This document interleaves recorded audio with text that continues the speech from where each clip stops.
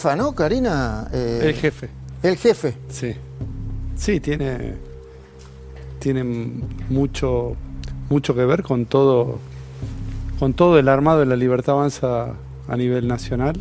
Están viajando juntos, ustedes viajaron a Santa Fe, van a ir a Chubut. Sí, estamos armando el partido para tener sello propio a partir de 2025, que es lo que nos faltó 2023, que bueno, llegamos de una manera difícil a las elecciones, pero bueno, con la intención de tener un sello y obviamente hacer alianzas con todos los que piensen como nosotros, que es el gran objetivo que tenemos. El otro día creo que le decía al pelado Trebuch, el kirchnerismo quiere que nos vaya mal porque perdió el poder, entonces quiere que nos vaya mal de verdad. Absolutamente. ¿Qué significa eso? Luis, ¿vos viste el proyecto de ley bases?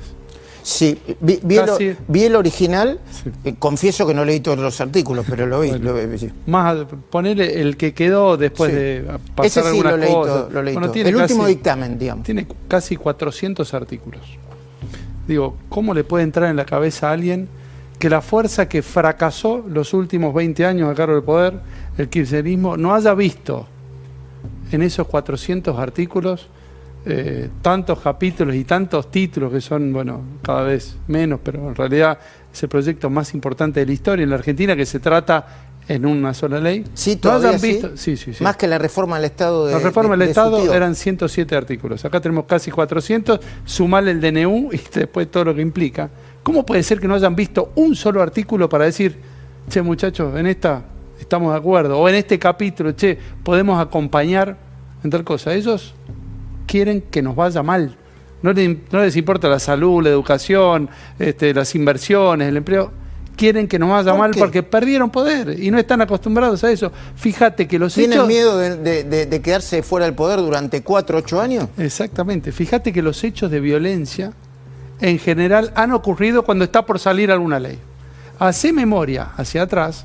Fíjate cuando hubo movimiento en la plaza y cuando aparecen los violentos, los que hay que meterlos presos, como corresponde el Poder Judicial, ¿no? Leopoldo Moró con Emilio Monzó en 2017 y ahora lo mismo quiso no hacer. Ya sabemos cómo se han comportado. Entonces, ven la posibilidad, no les importa lo que le pase a la Argentina, les importa la propia, la personal, su cargo, y están dispuestos a hacer cualquier maniobra para suspenderlo. Yo le contaba el otro día entre mis conocidos que durante uno de los debates de la ley bases sufrimos hasta amenaza de bomba dentro de la Cámara. Digo, esto es verdad. Entonces, rápidamente digo, bueno, busquen, pongan los perros. Mientras estaban sesionando. Sí, absolutamente. ¿Y de esta maniobra.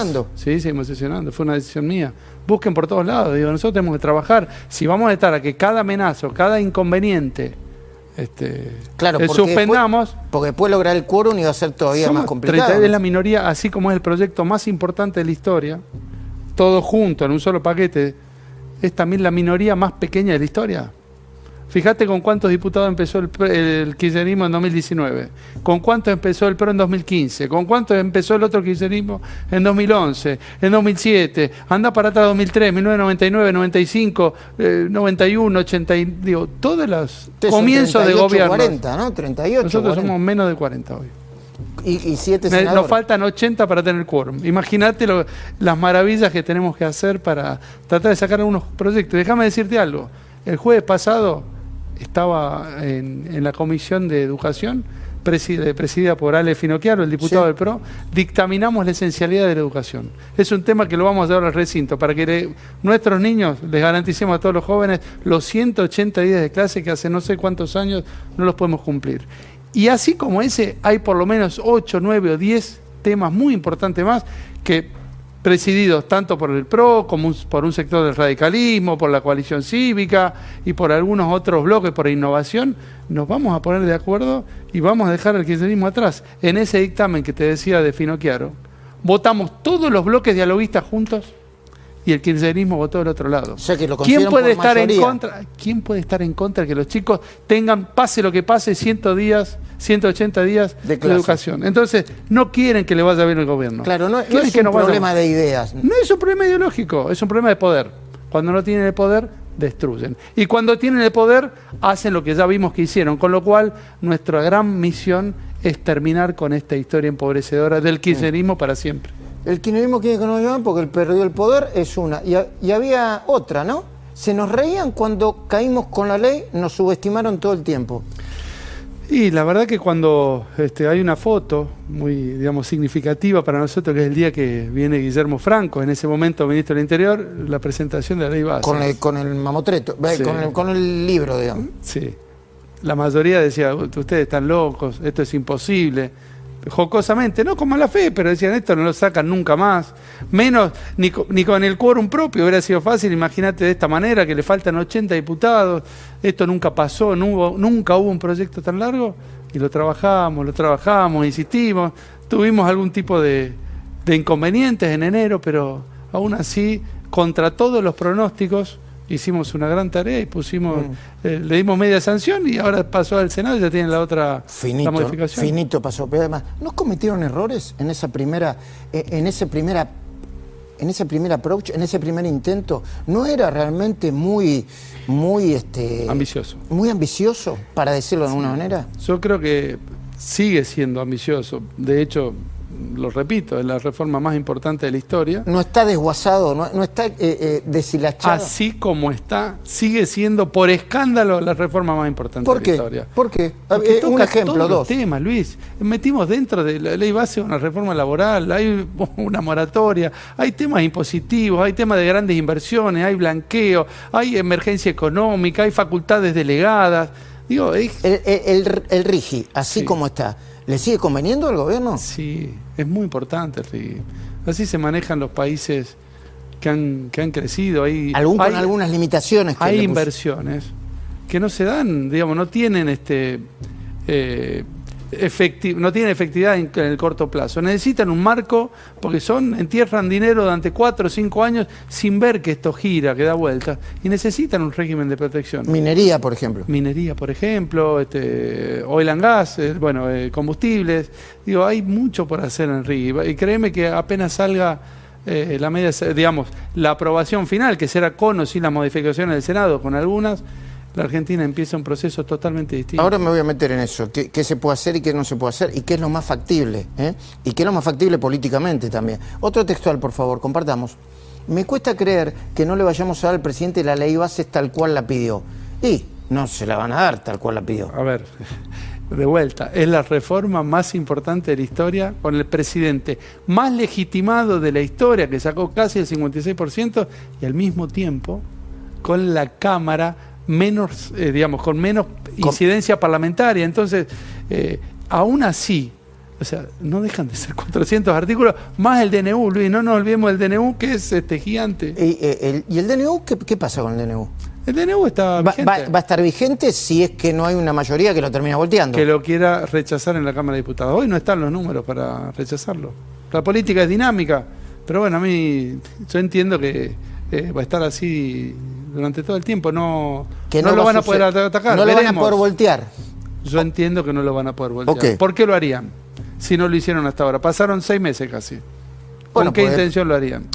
Si me pregunta a mí, depende de la coyuntura política y la dinámica política, ¿no? Bueno, estaría bueno que la Argentina empiece a tomar otro rumbo en eso. No puede ser que por coyuntura política algo esté bien o esté mal. Por eso cuando me preguntan qué va a pasar ahora en diputados respecto de la ley, a mí me cuesta creer que alguien que hace 45 días votó esta ley, hoy tenga otra visión respecto a la misma ley. A ver, que hace 45 días votó a favor de restituir el impuesto a las ganancias, por ejemplo, y a favor de un cambio en bienes personales que va a impactar en el posible blanqueo. Exactamente. Yo digo, me pongo hoy me toca el rol de presidente de la Cámara, de diputado de Libertad Avanza.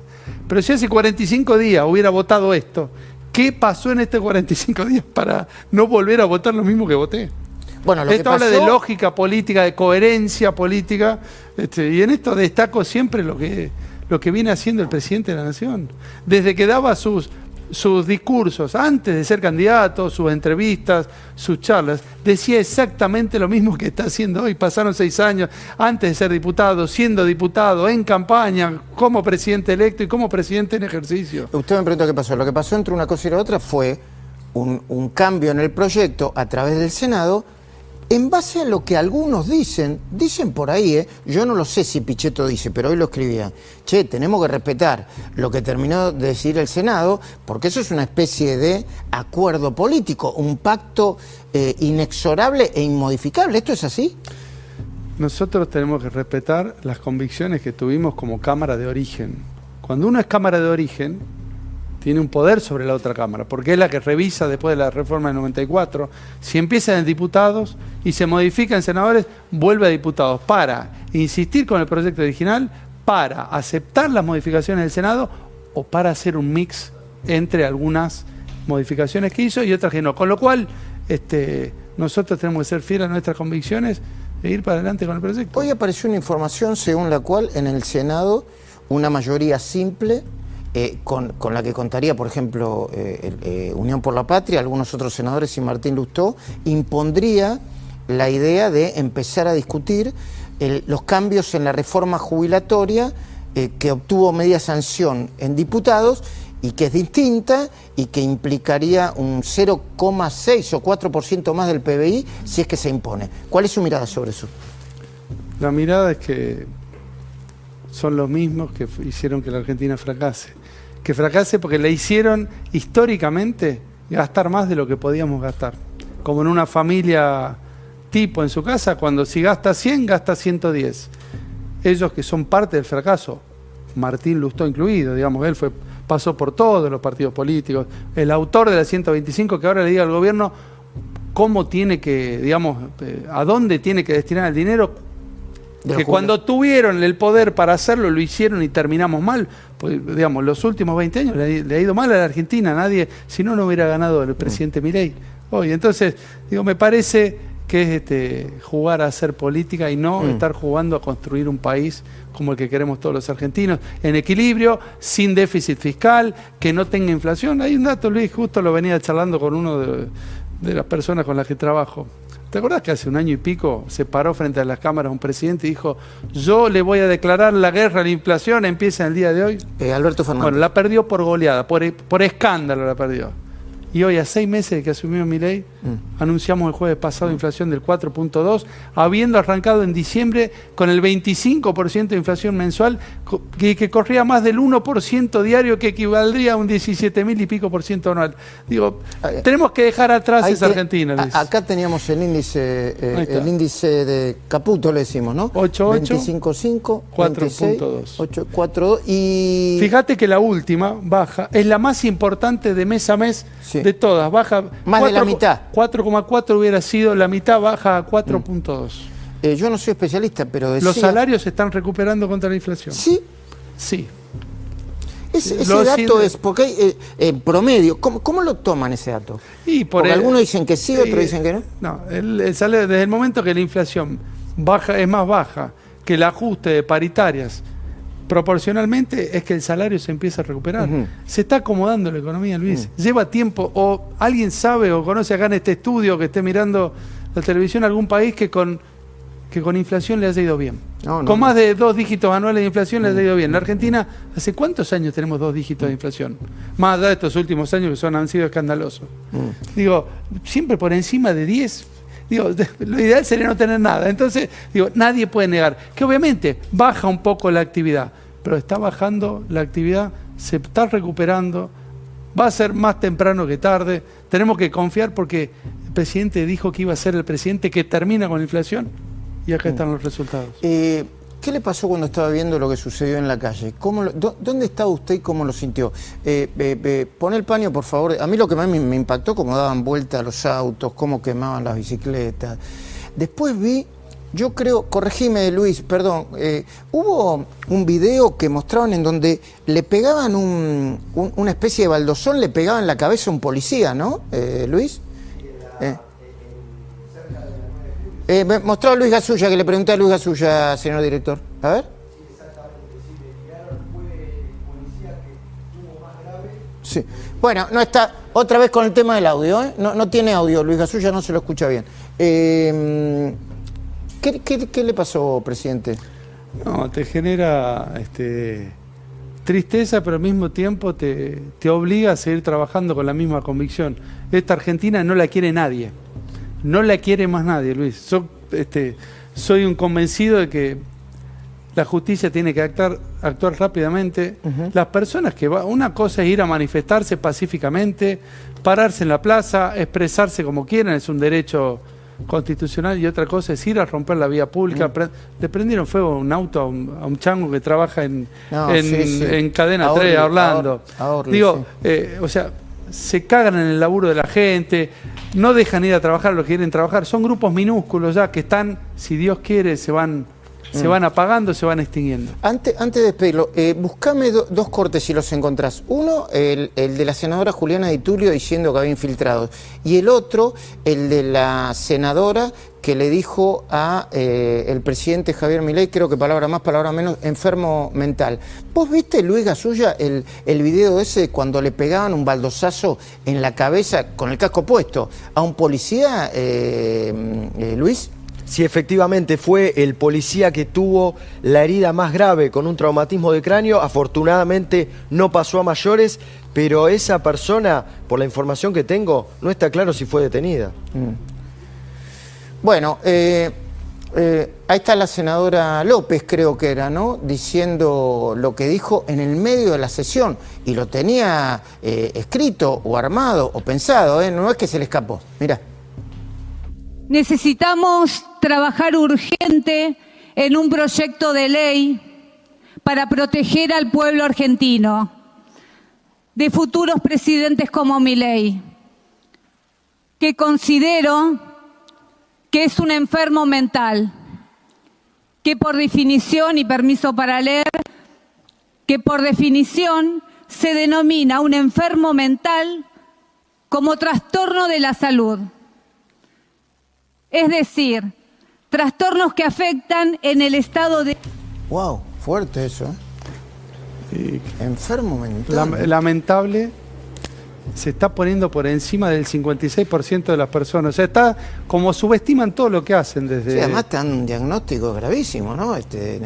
Así han subestimado a la gente, así han subestimado el sistema de toma de decisiones. Considera que el 56% de la gente no está en condiciones de votar. Digo, deja mucho que desear, y algunos discursos en la Cámara de Senadores que estuve presente hasta altas horas de la madrugada. Sí, usted estuvo negociando también. Yo trabajo todo el día para que al gobierno le vaya bien donde pueda jugar. Formo parte del espacio del presidente, y la verdad que este tipo de expresiones, así como atacan la democracia, con democracia lo vamos a atacar a ellos nosotros.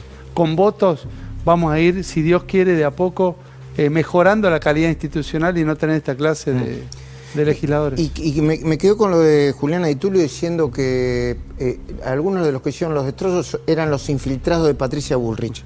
No se hicieron cargo de los 20 años del fracaso, se van a hacer cargo de todos los desastres. Van a perderse la oportunidad de poner excusas, Luis.